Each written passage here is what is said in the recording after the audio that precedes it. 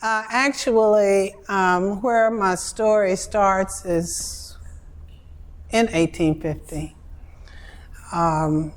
Just so you'll know, this is not a historical about Wesley Chapel. It's not really a story about my family, as it being my family, but a family, two families and how they connected in 1850, which was a very different time.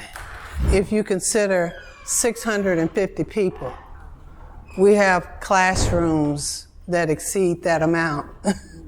629 people. I lucked out with my family history project in an unfortunate way. One of my uncles, my last uncle passed away, and he'd already done a lot of just crude research, not digital, going online, going to different courthouses. He was a historian there in San Antonio at the library, a retired historian. So when he passed away, my cousin and Edith, they gave me his records. So much of what I'll be talking about, probably as much as 95% of what I'll be talking about, I got from it originated from the information that he left for me. Or not for me, but for us, or just left. We used to have a lot of family reunions, so stories would get passed down and passed down. We don't have family reunions anymore. One family group that we're going to talk about is the Madisons, and that's what this is all about. I have been to a Madison reunion as late as 2017, but I found this one and it matched my white pants, so. So anyway, I'm gonna, as I mentioned, Jennifer and everybody, I'm gonna follow my notes to a great degree, but most of my slides I've worked with now for the last 2.5 to 3 years. So I'll come back and forth just to keep myself on track more than anything else. After a little while, we'll take a break, if that's okay. Not that I'm going to be that long-winded, but we may need to take a little break. I'm going to take a break in between the families that I'm going to be talking about. Both of the families, I inherited the records of 3 family groups, the Lotts, the Wrights, and the Madisons. Well, my grandfather didn't get here until 1919. And I wouldn't consider him a pioneer or one of the people that helped build this, start the beginning of this city. So I didn't bother with that. And he had a lot of research on the Lotts. But he had a significant amount of information on the Wrights and the Madisons. I do want you to just look at these numbers, though, to recognize what we're talking about is people in Austin at that time, because my conversation with you today is only going to be about this period of time between about 1850 and 1910. I do have history on where they're from, where their enslaver brought them from. I don't have a lot of history about Africa or whether or not they came from North Carolina, South Carolina. Some records, but we're not talking about that. So just, it's more a history kind of thing.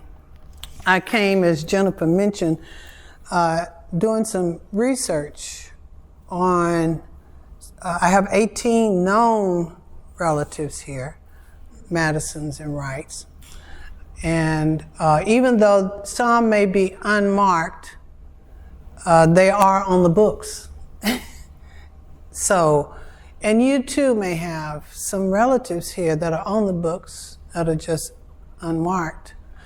The DNA project is to see if any of your DNA matches the people who were buried here. You may not know that you have relatives that were buried here in Oakwood. So it would not be a futile thing. And if you've ever had a DNA test, it's very simple. It's kind of like a COVID test. You can go to the next one. We all, Belinda, I'll get your attention because you're from an area where a lot of the blacks in this area. No. Belinda and I are good with each other. But she knows, she's related to everybody in Bastrop, and I might be too.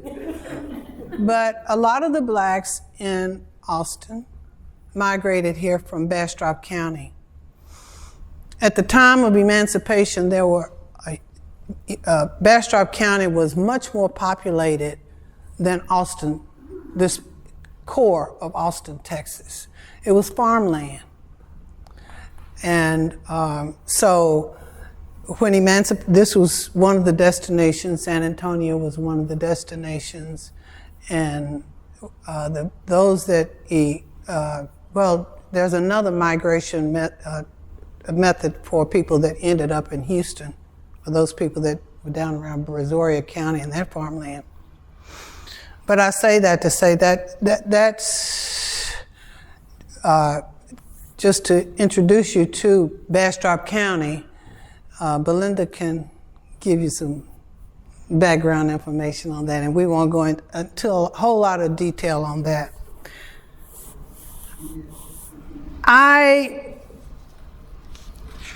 As I mentioned, I basically started at that point because I've always been a person that studied race relations. So it was interesting to consider just doing a study during the Reconstruction, if I had to do that.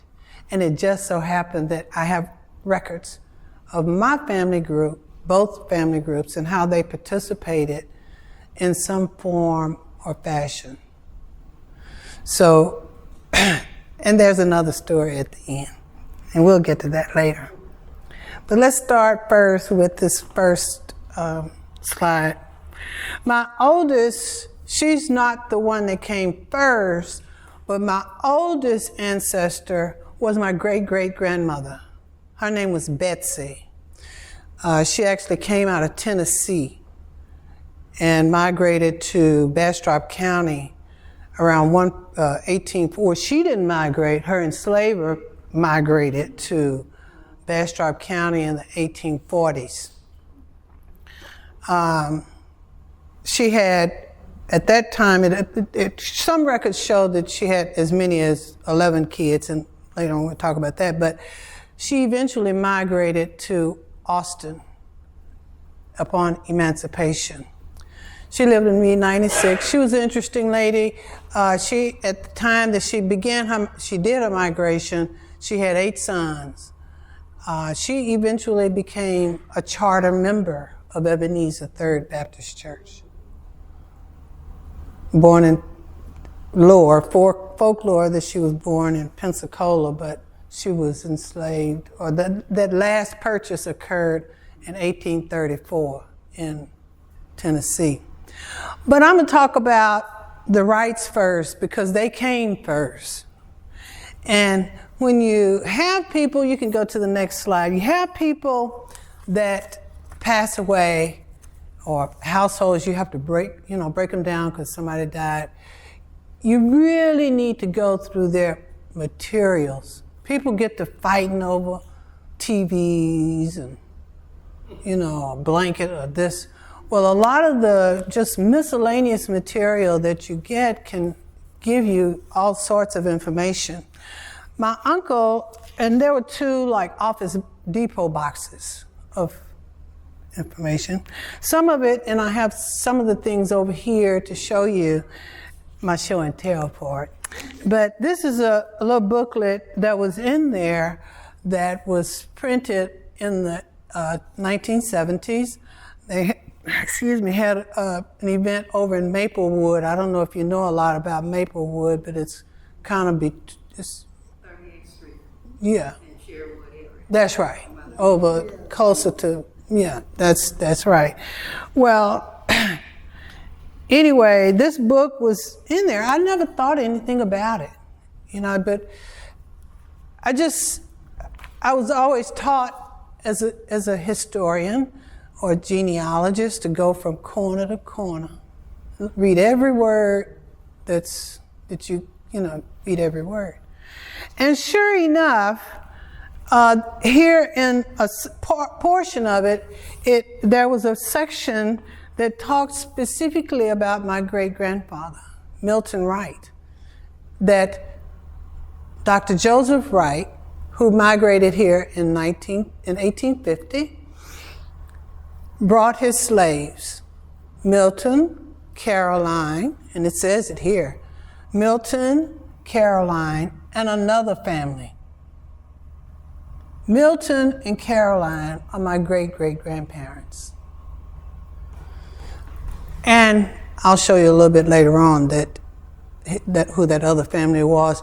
And this information was actually given to them by his great-granddaughter. I even went online and said, is this person for real? Well, she was a writer. And she just died about 4 or 5 years ago. She'd moved somewhere else, but this lady right here is a real lady. She's a real lady. And she became a writer, but she contributed this whole dialogue here in this section of this book. Go to the next slide, please.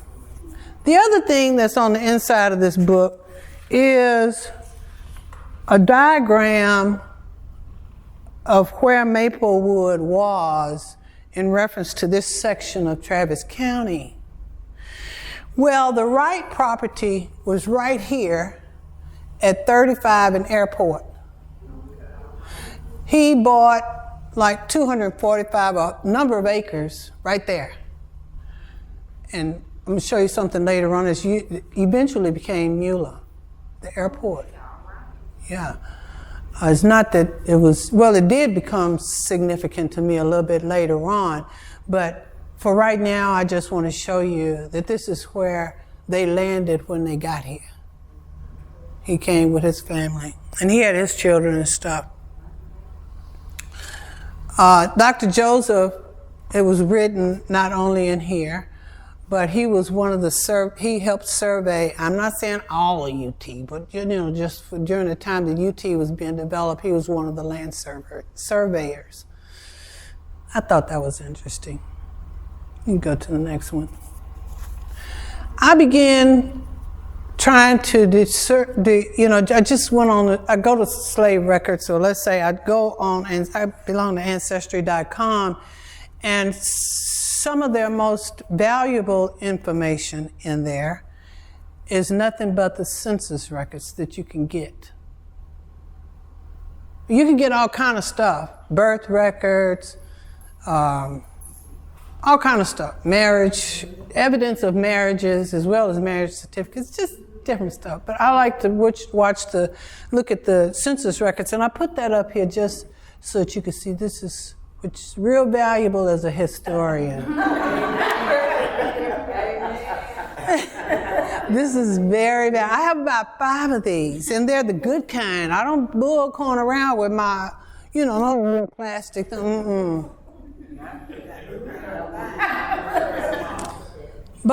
And I did need that for this, but when you go to Ancestry.com, they'll give you both versions, the way they took and translated it out. And then this like this, you really do need these kind of little tools. Going back to that record, I had to come back to this several times because I couldn't figure this out.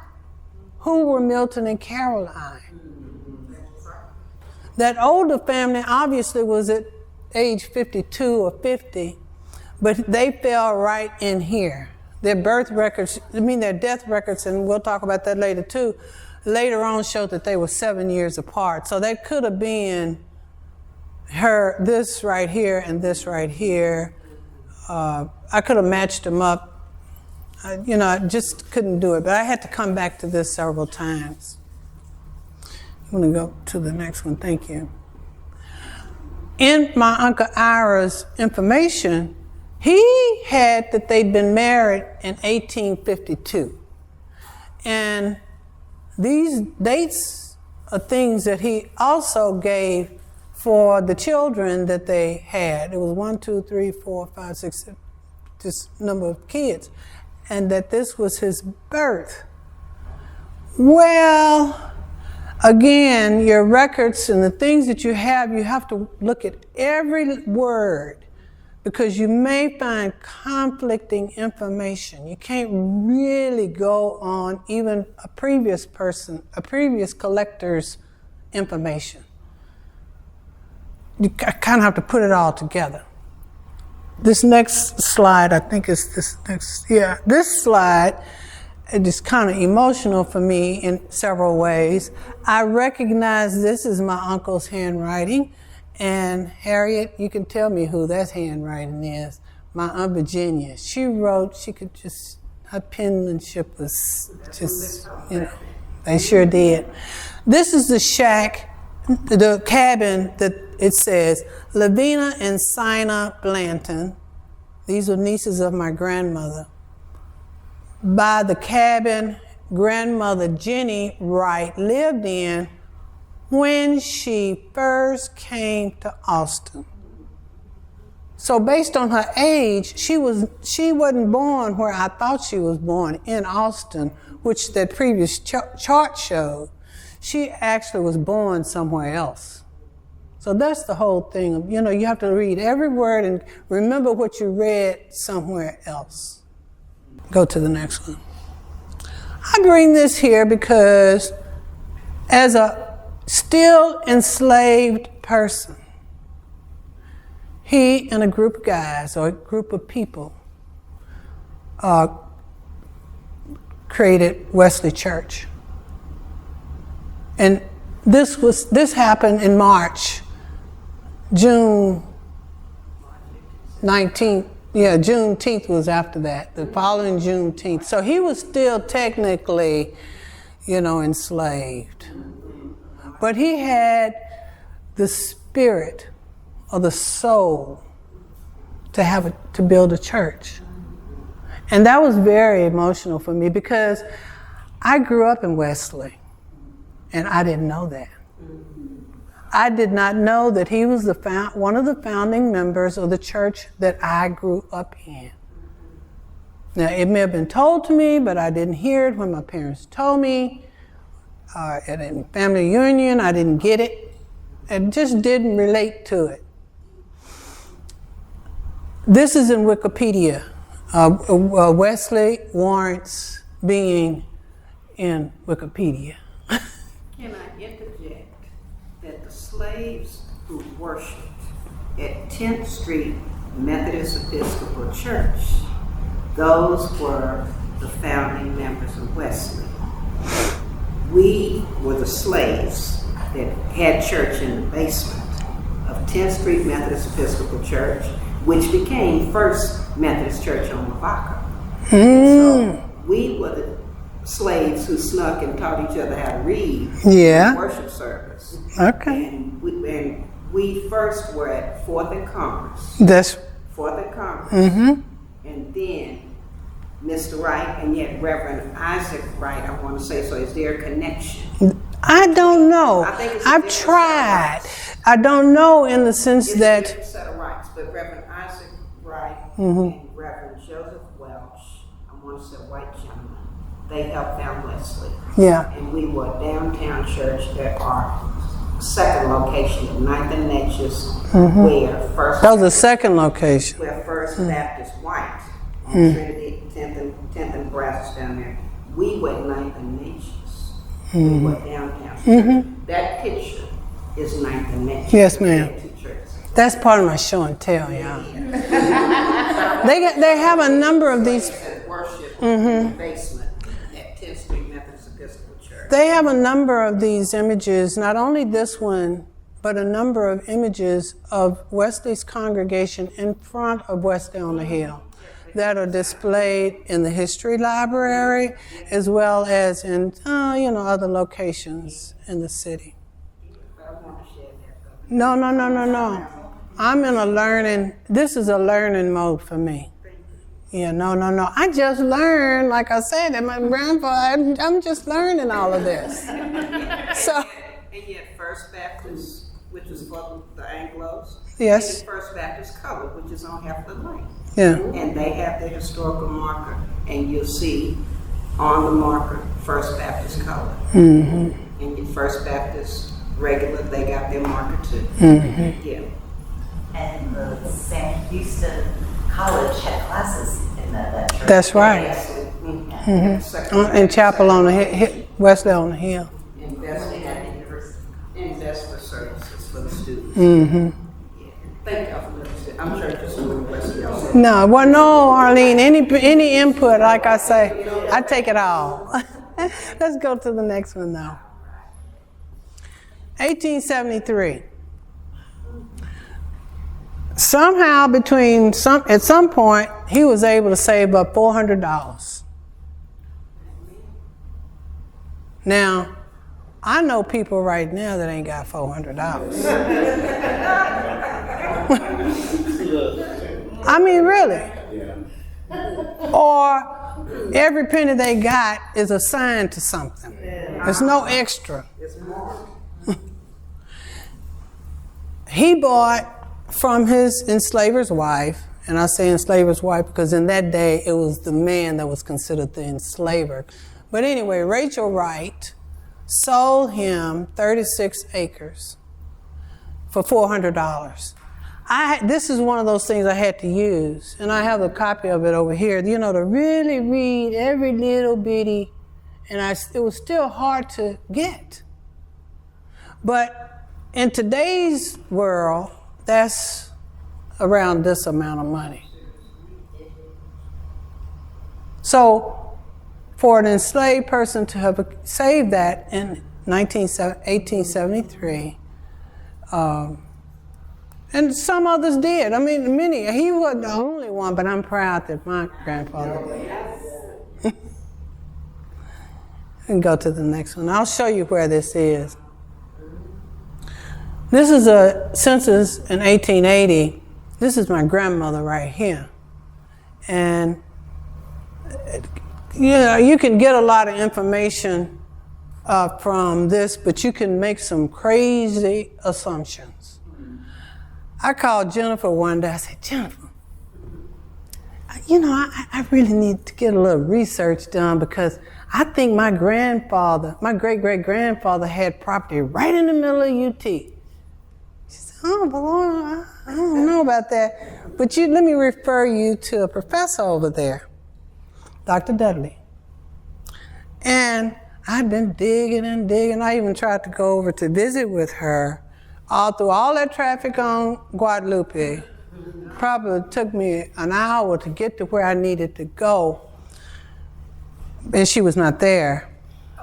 But later on, I connected with her and I told her what I wanted.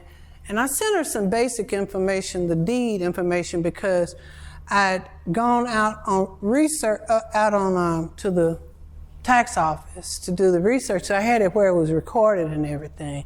You can go to the next thing. And again, this shows where you do need these kind of things. But these census records, because I looked on there and I saw he could not read, thinking, well, what about the rest of those people in that house? Because it was a bunch of them, like, you know, grown folks. Yeah, 4 grown folks living at home.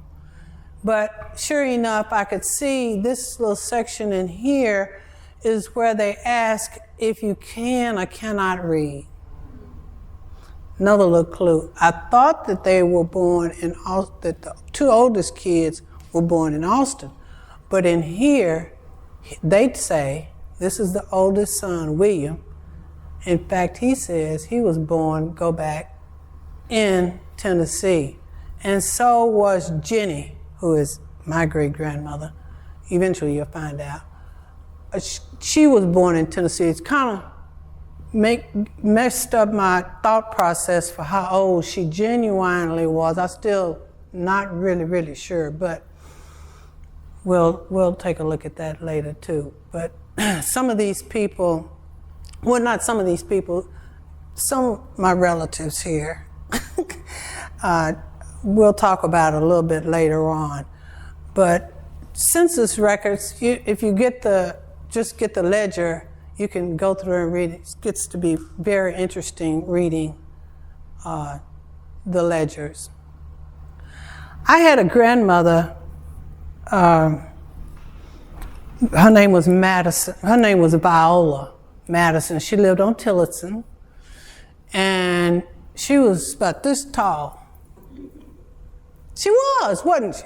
She was about this tall, but she would wear blue all the time, or some color. She'd have on blue this, blue that, have a purse. She was a church lady. I mean, she was, and I didn't know. I thought that all my life, I thought that she was being a Miss Church lady because of my grandfather, Lott, because he helped build that building. I knew she had a daddy that was a preacher or something, but I didn't really get it. Well, she died in 1969. Go back to that section. She died in 1969. Her unrecorded will stated, I give and devise all of my, this is 1969. Milton Wright dies in 1912. I give and devise all my interests in Milton Wright estate to my beloved son, Leslie O'Ronald. So I started thinking, there's some money somewhere in there. Why would she wait till 1969 to say something like that? I'm 18 years old, 17 or 16, so I was not really cognizant of what was going on anyway. The Lott side of my family was having some other issues, so I wasn't thinking about what was going on. But when I was going through it, when I was in high school. But when I saw this, I thought, you hear about people finding land. I thought about those people in California that was right on the beach or something, and all of a sudden now they got all that land. So I dug a little deeper, and by this time, this was all happening within 2 or 3 days. If you go to the next slide, I started researching Milton Wright. I still didn't know where he lived, but I knew in addition to the census that you do for yourself, farmers had to have agricultural, they had to report what they were doing to the government, just like reporting your household. This was an agricultural report, and it showed that wherever he was, he must have been a big dog, because this is the number of acres that he would have had, these people in here would have. So, 140 acres. Who was this man? And even in here, these are production things in here, and they give you other stuff like how many horses you have. You do chickens. He ran a chicken farm, so one of those little things makes reference to some chickens. And chickens were a big product to sell. I was still just really, really, really getting really more excited. And finally, I called Dr. Dudley. Jennifer told me to call her. I was kind of bashful because I didn't know the lady. And she sent me, if you'll change it, she sent me what he actually owned. This is the 40 acres that Dr. Wright had. You see it goes right through, it says Mueller. He owned all of that property right in there. But my grandfather owned this. This is right at Airport and 35. That's those 36 acres that he got from Rachel. And then he went on and bought all of this. I told my prayer group about it. It's right on top of Nelson Field down Cameron Road. Let's go to the next one. And the next one just gives you a blow up of the 2 tracks. This one here, that going along Cameron Road, and then this image here shows that's right there at 35 and Airport Boulevard. And I'm not kidding. For a long time, I always had a kind of spooky feeling passing right here because there's some apartments right there. And I used to love those apartments. Maybe that was, I don't know. I don't know. It's kind of interesting. But they eventually, you can go, this is, they eventually, well, not eventually, we all have to do it, but Milton passed in 1911. And they'd been married over 50 years.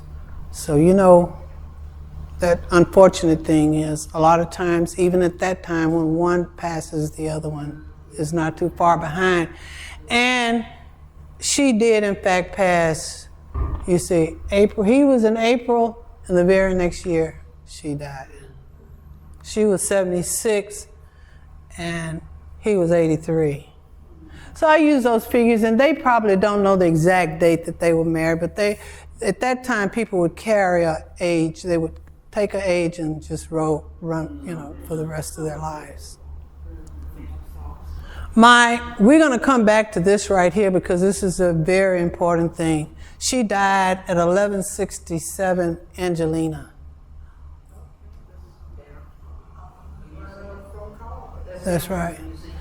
And that's because one of her daughters, and that's going to lead into our next story, one of her daughters raised, and my grandmother Madison, lady in the blue dress, she was raised in that house. That was considered the Reverend C.L. Madison homestead. I thought that was kind of interesting. And you go back just a little bit. And then for those of us who are here in the city, when you go through and you see familiar things like, they were buried at Oakwood Cemetery. And then this one says, William Tiers, if you have family that's ever been buried by the Tiers family. But it's all, and then they too, again, mention where they were born. She says that she was born in Nashville, Tennessee, and not in Austin, Texas, which is what I assumed from my uncle's records. You can go ahead. Mm-hmm. This is just, they were buried here. And we and Iraverdio mentioned it because my Uncle Iraverdio would go over some of this stuff with me before he passed. He said that the daughters put their headstone after they died. And that was why it says mother-daughter. Father-mother. And it was always speculated that she had a tied tongue, which is, she would call it Milton instead of Milton. And that's what it was. He doesn't know that. He does know that she had a tied tongue, and it was rumored. And he doesn't know that that's the reason why they misspelled it. It may have been, like he said, they misspelled it and the people wouldn't correct it. You want to go forward? And we're going to take a break here in a little bit.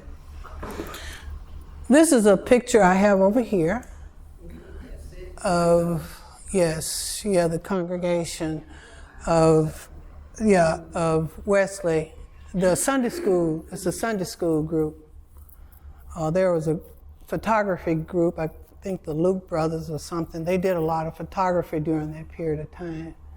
And this was, I have the original that was all broken up and everything. And I took it over to, my uncle had it restored. He had it restored and had some images, but I took it over to Carver Branch. And I mentioned the significance of Wesley. In fact, Wesley was commemorated in 1883.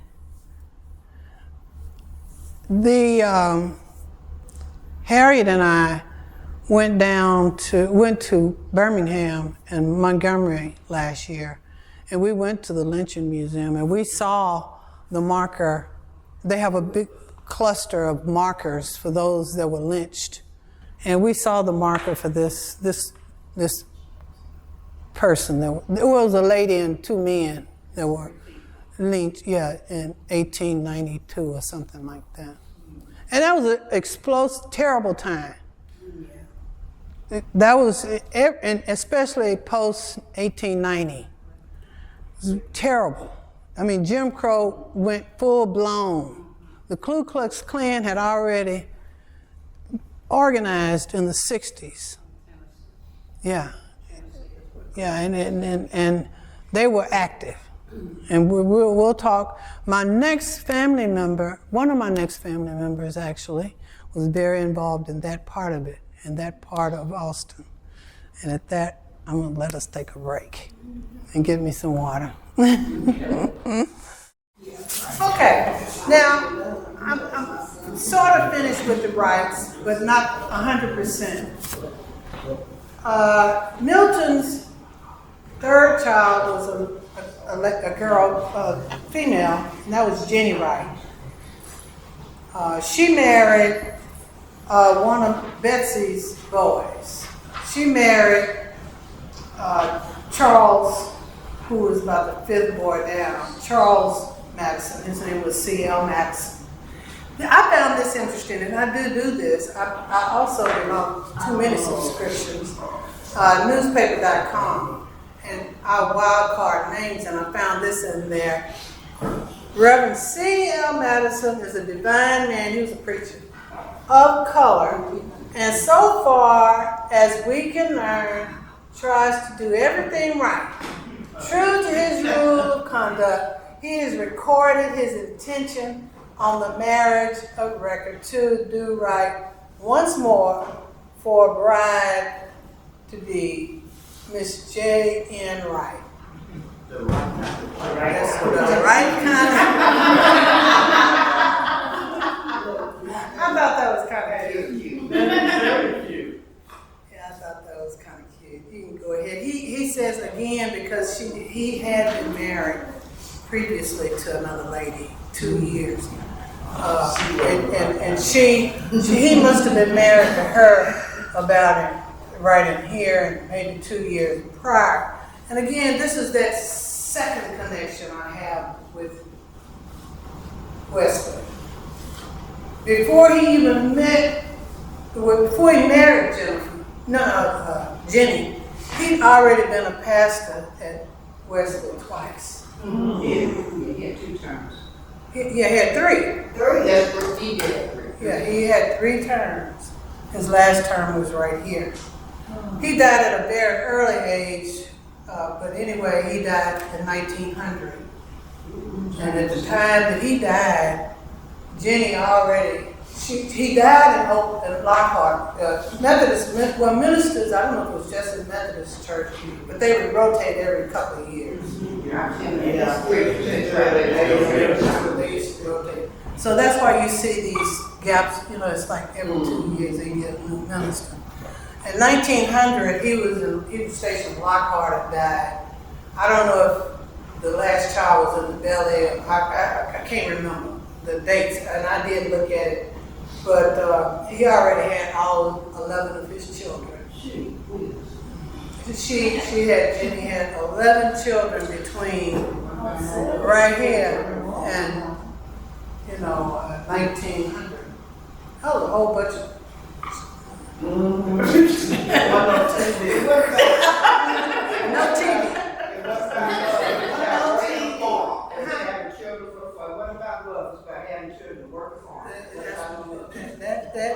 That's right. This is a picture of some of his kids. He was already dead at this time. This is about 1912, and I guess this because I know that my grandmother, who is this lady right here, was born in 1896. And she was probably, according to my uncle, or maybe 16 about this age. And some of these are her children, and some are grandchildren.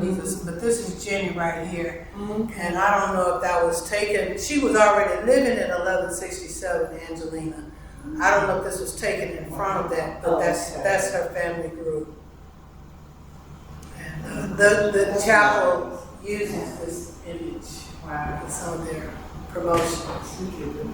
Go to the next one, please. This is a picture, and again, I don't know where this was taken in front of, but this is Jenny and one of her older daughters. But these two people, some of you may know one or two of them. This is my uncle. One is Uncle Virgil, and one is Aunt Virginia. And Darylyn is, you know Darylyn. Yeah, she's Aunt Virginia's. They were twins. And my Uncle Virgil, that's what Virgil and Virginia. Virgil and Virginia. Yes. This would have been about, because they were born in this year, so. This is the house as it eventually ended up prior to urban renewal taking it. My Uncle Harry, who this man is, my father was named after him.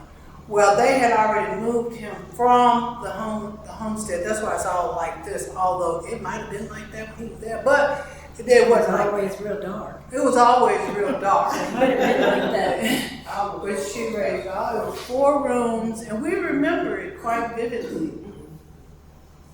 Because we would go over there. It's just like a spitting distance to the new, where Wesley is right now. It's just, you can just see it right there. But she would drop us off over there, or we would go over there with her, and she had this car.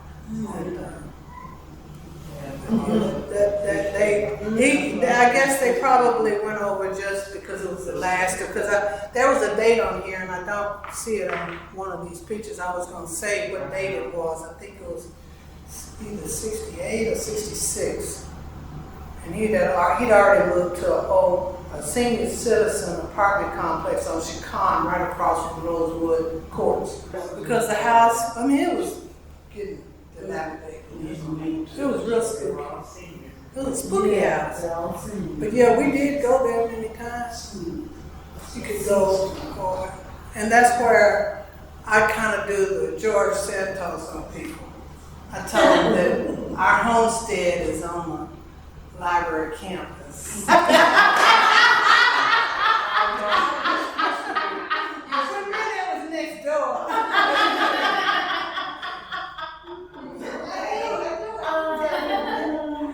But it was right next door, 1167, and the museum you see is 1165.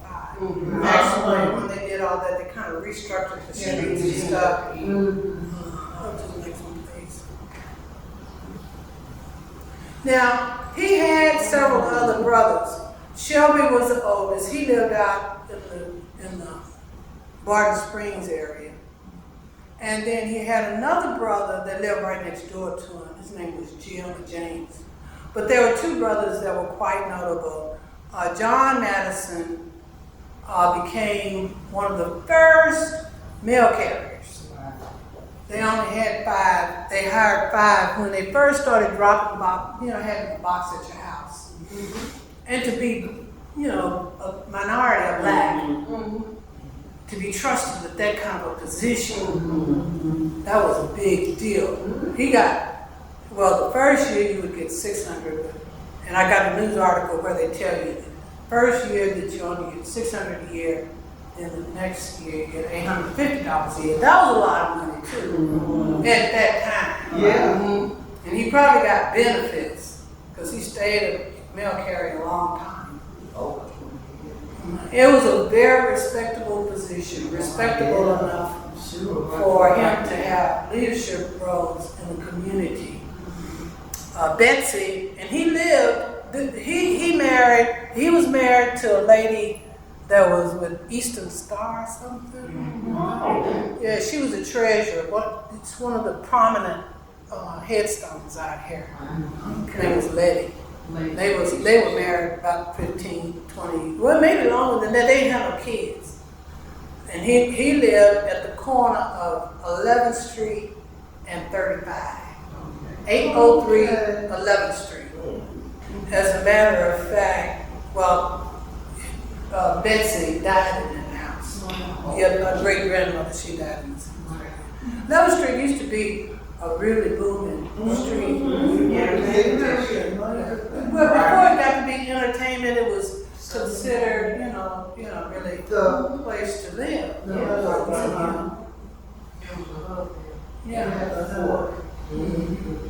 You can go to the next one. This is right, this is right in here. What is this? The frontage road right in here. Right there.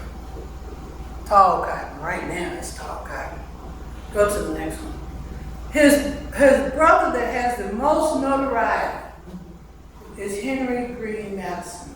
But Henry Madison was quite a man. Between the time we were emancipated and 1970, he was very active as a runner, or assistant when they were trying to read the Texas Constitution. Because we had to have a new Constitution because, and then we had to be,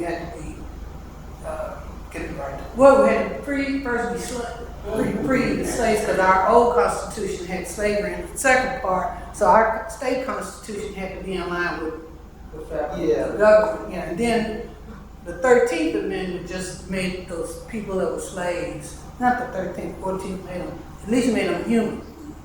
Not human, but a man. Yeah. And then that 15th is the right to vote. Which is where he had a most dangerous life because he was appointed a registrar. Now, 1870, 39% of the people were black, so the registered men voters, and they were aggressively registering people already. All of his brothers had registered because they had registration like in the 60s, 1860s. But when Edmund Davis, the new Reconstructionist governor, came out, he started appointing people, non-white people, in positions, and he appointed him as a registrar. That means kind of like John Lewis going around. That's a serious, dangerous, very dangerous, extremely dangerous position to hold.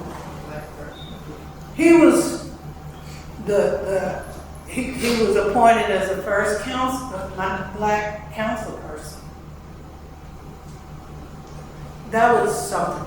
2 years. That was significant. The things that I have here, police officer, that was to be appointed a police officer and arrest anybody, not only black people, but the white people. You could arrest whoever you want to arrest, because in Robinson Hill was black and white. It wasn't just black people. And that's where he was doing his police. Because I could see it in the newspapers. I read the newspapers at that time, and they would say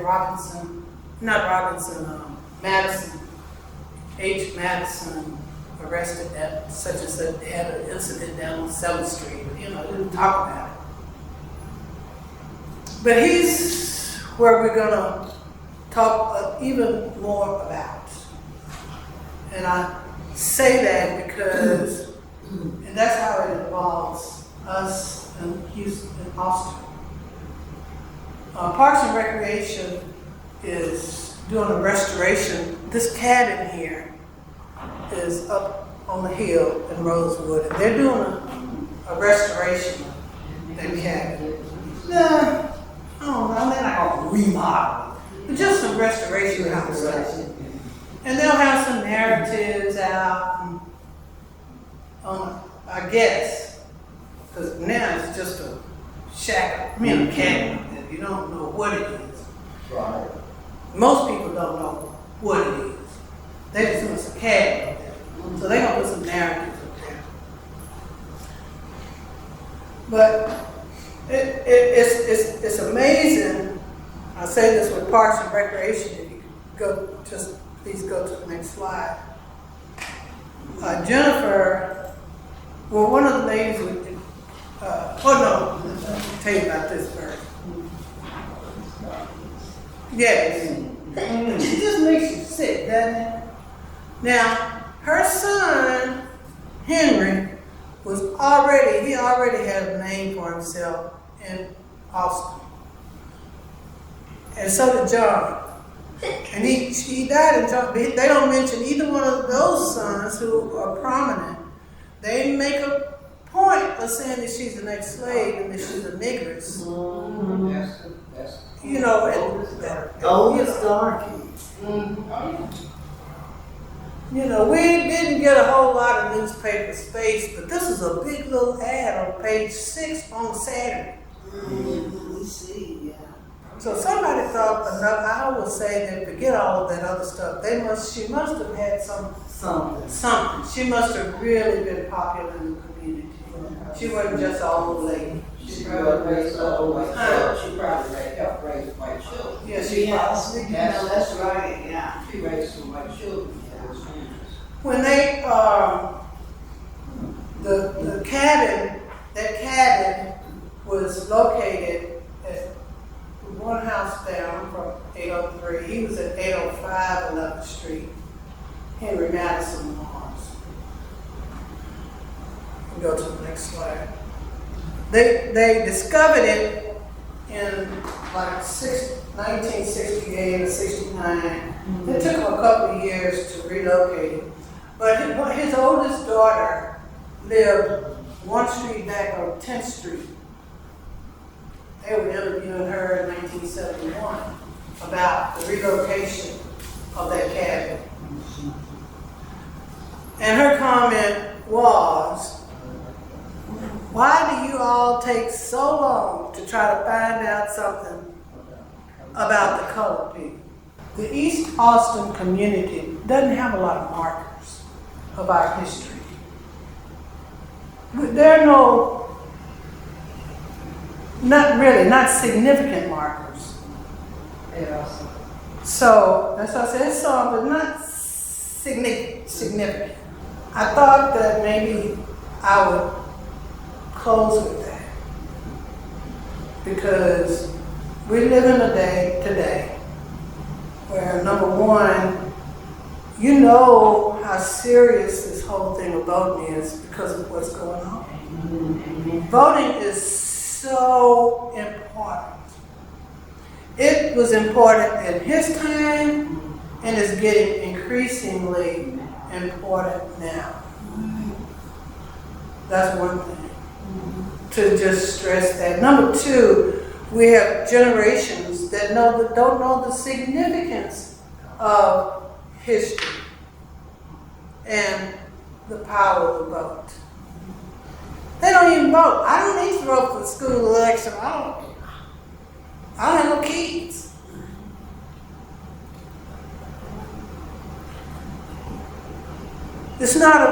My presentation is about my family history, but the history of a community and what something that's going to be in your community represents. A man that was around during Reconstruction, that was at that time fighting for our vote, fighting to give us the right to vote. And us women in here, we didn't start what, 1920s? White women, 1920. The vote is a powerful thing. It's a powerful thing. The vote is a powerful thing. That's why we're fighting right now on the news about voting. Voter education. 1961. What? I don't.